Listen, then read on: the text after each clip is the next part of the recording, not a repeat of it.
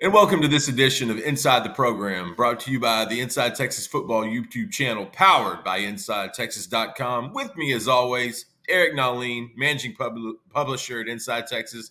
I'm Justin Wells, your host. Hey, like that video, subscribe to the Inside Texas Football YouTube channel. We are just a few away from 8,000. Help us cross that threshold and get to the next level so we can go to 9,000. Also, come see us at InsideTexas.com. Use the promo code IT1. That's going to get you 2 months of premium access at Inside Texas for only $1. So come hang out with us. Let us earn your dollar. Listen, football is right now. Like, we are literally days away from fall camp. We have been talking for almost 9 or 8 solid months about off-season workouts, the underwear Olympics, who looks good, who stands out. Now it's about to get real, Eric. It's about to get real. You delivered a really, really good post late last night, some really good team notes. Let's let the YouTube universe learn a little bit about that. Man, let's just cut straight to it. These guys are about to get ready to embark on this 2024 season. How is this team looking overall? Yeah, I asked the team source that question last night, and he pointed straight to this test that Tory Beckton, strength and conditioning coach, puts the program through every single year. He's done it every year that he's been a strength and conditioning coach previous at other schools, and not just Texas. And it foreshadows or foretells success for the season. What it is, it tests athleticism, speed, endurance, and mental fatigue. And the better the team scores, the better the team is going to be for that season. Last year, they scored really high. We relayed that story to the team. Tory Beckton thought it was at least a 10-win team based on that test. Obviously, they won 12. This year, they performed even better. I'm not going to say exactly how good because then the internet will go crazy and expectations will go through the roof. Right. But they scored considerably better this year than last year, and last year was by far the highest Beckton had since, I think, the 2014 Washington team that went to the playoffs. So if you're measuring that way, like Tory Beckton does, we call it the Beckton barometer. The team is looking really, really good. As far as workouts go, same old, very athletic team.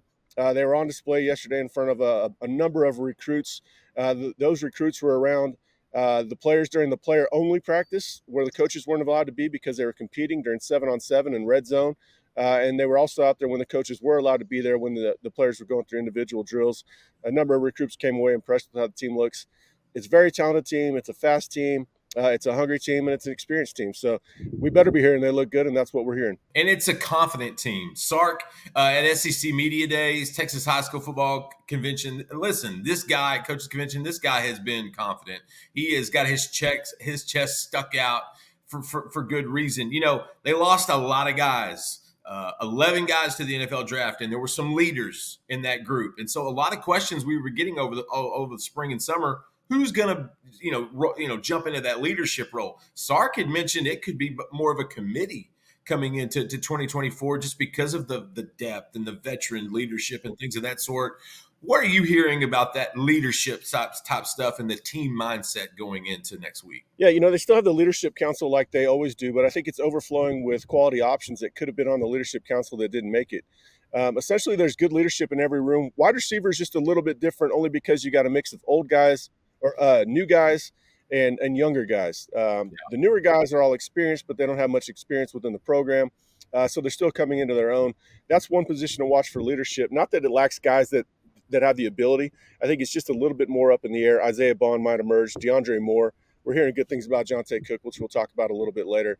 But overall leadership, man, there's good leadership at every single position. And that's how it was last year. I think there's just more guys ready to step up. It's kind of like the depth chart. You've got your leader, and then you've got your next wave of really talented players behind them that are also learning to become leaders. So it's basically an assembly line at this point. Sark's got culture in the right direction. Like, he mentions every time that you put a microphone in front of him, culture is going to be one of the first things he talks about. Leadership, I have no issues with right now. And like you said, team mindset, confident in the way they prepare, confident in the way they work. Leaders are leading, followers are following.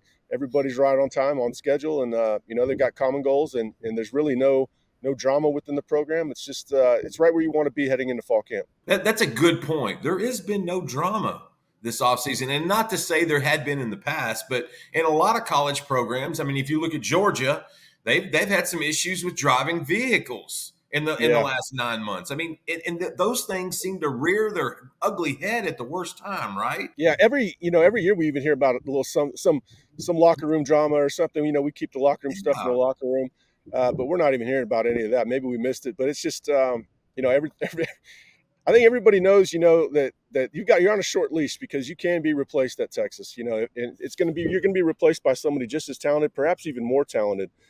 So I think everybody's working hard, and everybody's driven. Sark's just got this program right where he wants it. Last night at the Texas Exes event, Inside Texas was a very popular site. A lot of nice people saying a lot of nice things, and we're very thankful that we had that opportunity to spread that love. One of the questions I got, what's one of the deepest positions on the team? So I felt like, man, this went right into it. Tell us about that. I felt like offensive line was something to talk about. I also felt like the wide receiver room, even though it's a lot of new parts.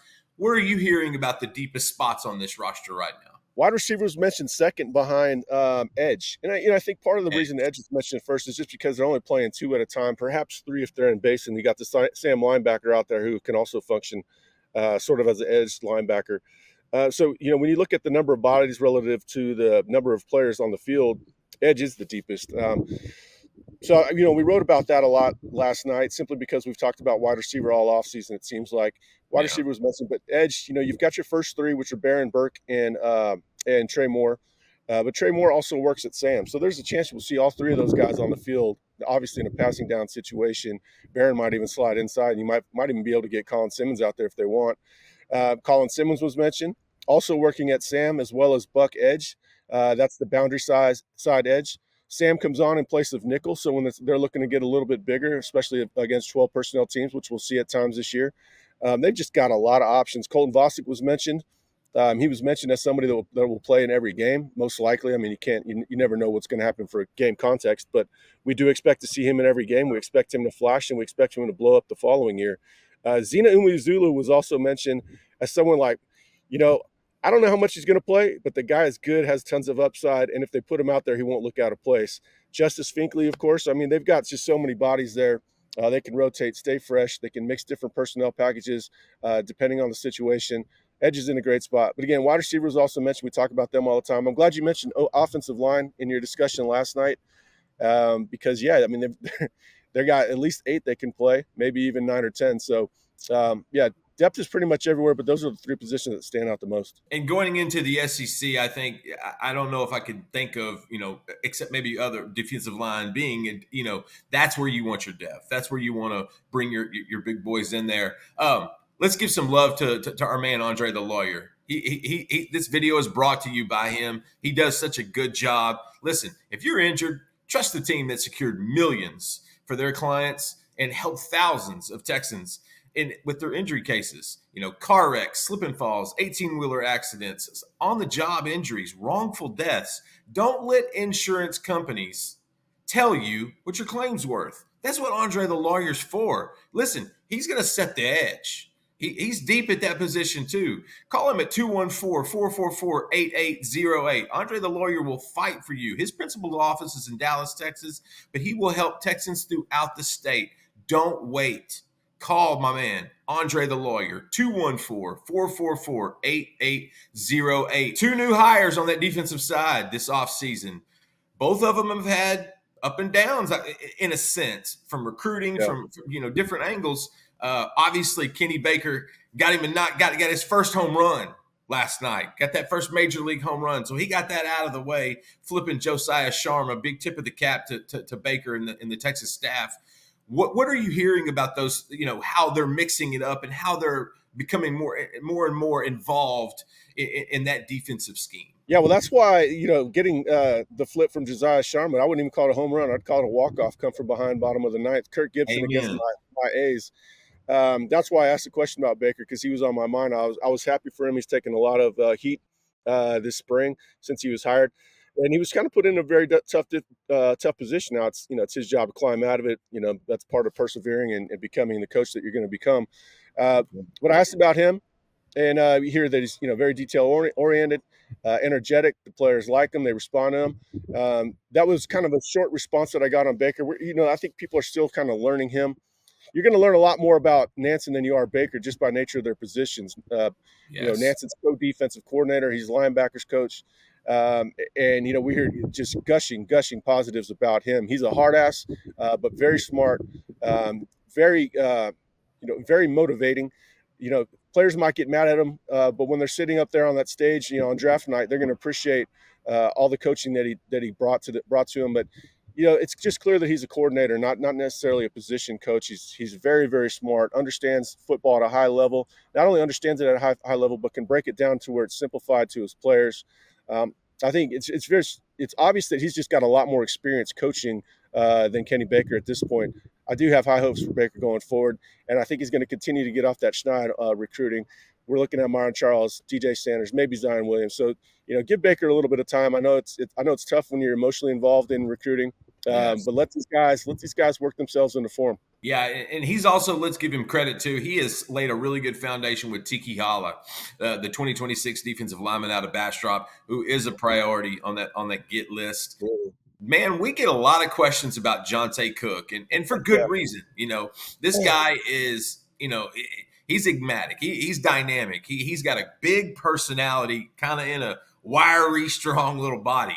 But he gets it done, and so we wanted some of the fans to kept asking about it. So you did us a favor and you checked in on Johntay Cook. That's a wide receiver room, Eric, where people could get lost in the mix. There's an embarrassment of riches there. What's the latest we're hearing with the redshirt freshman out of DeSoto? Yeah, it's not going to be him getting lost in the mix by everything we're hearing right now. Yeah, a YouTube viewer asked about him last week. Hopefully that same viewer is watching today. We checked on him. He's having a fantastic offseason. And you called him small a minute. I wouldn't say that to his face. You called him small a minute ago. He's definitely grown into that frame. He's put on some muscle. You're right. He's a little wiry. He's put on some bulk. But his thing is just about consistency, doing the right things day in, day out. And he's been doing that very, very businesslike. You could say he's matured a little bit. And what the thing that stuck with me is that source said he's going to make Chris Jackson's life very tough because you can't play more than 3 receivers in Sark's system at a time. But the saving grace is Sark has mentioned, and we've heard also that they're going to play a deeper rotation. So I'm interested to see how it all plays out. I asked that source, what sort of NFL talent are we talking about with Johntay Cook? I think we all know he's an NFL talent. But what round? He said anywhere from the 1st through 3rd. I asked who's better between him and Bond, Isaiah Bond, because that source is extremely high on Bond. He said, Bond might have him by a hair right now, but I'm not sure what Cook is going to look like when he's Bond's age. So very exciting times. We talk about the assembly line and culture and all these other places. He's got the assembly line at wide receiver. I don't know if Johntay Cook is going to break out this season. I know he's going to hurt defenses a lot. And he's going to be a star at Texas. It's just a matter of when, not if. Yeah, Johntay Cook has a personal fan club already in the little bit of time that he's already played, and it's because he's got such a big personality. Well, yeah, he's funny, and you can win people over on Twitter. Hell, you can even become president in some countries by being funny. So he's got a lot of followers because of how he was as a recruit, and how he recruited for Texas and how he talked a little trash to other fan bases. He's a funny guy. So hey, we all root for him. I've known that kid since he's a freshman. I'm very happy to hear about it. And we actually heard some good things in January that he was hitting that squat rack a little bit harder than the year before. And you can often learn a lot about in January what's going to tell you the story in the summer and August. So I'm expecting a big August for him. Whether or not he has a big season this year is going to be dependent on how they disperse that ball. Absolutely, and even Sark mentioned at SEC Media Days they're going to open up the bench. You're going to have to. You bring in that much talent, that much dynamicism at that position. You're going to have to spread the ball a little bit. You're going to have to give a little bit of love. Yeah. So, and Johntay Cook has definitely endeared himself to the Texas faithful. Hey, listen. This was awesome. This was a great quick recap for all the viewers. So thankful for this today. Hey, come see us at InsideTexas.com. This is the kind of goods you get, and we're just getting started. We're just hitting the surface, man. When they start padding up, that's when we pad up. Come see us. IT1 is the promo code. That'll get you 2 months of premium access for only $1. 2 months. That's going to get you into at least almost into the end of the first month of the season. That's going to be a fun first month, especially when the Horns travel up to Ann Arbor. So come see us at InsideTexas.com, and please like this video, subscribe to the Inside Texas Football YouTube channel. We are really proud of how this thing is building out. We have so many good shows, so much good stuff to offer. Please give us a shot. Come see us. Come hang out with us. Hey, and thank you again for joining us on the Inside Texas Football YouTube channel, powered by InsideTexas.com.